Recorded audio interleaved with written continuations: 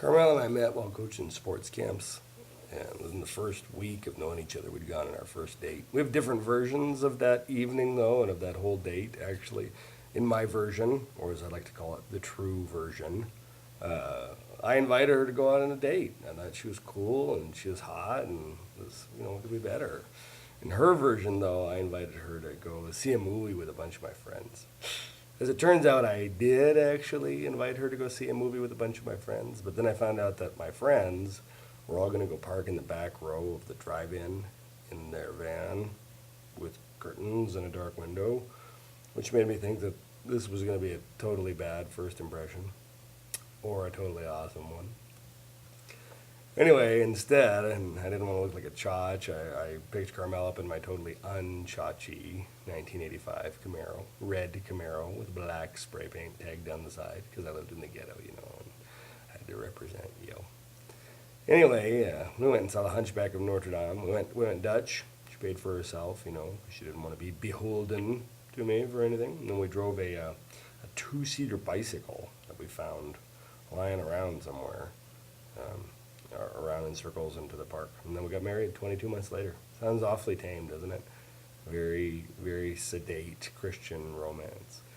Anyway, the point I'm trying to make is that she still remembers that first invitation differently than I do. And it is important to know what you're being invited to. I mean, if you're being invited to a ball, you need to wear a gown. If you're being invited to a bar, you need to wear a chastity belt or maybe a gun or a six-shooter or something to protect yourself. If you're being invited to play golf, you need to bring your clubs. If you're being invited to surf, you need to bring your board. Many of us think that God is inviting us to love Him, to accept Him, to worship Him. He is. But He's also inviting us to serve Him, to imitate Him, to cooperate with Him. Around here we call those kinds of things, shadowing God. God is inviting us to shadow Him.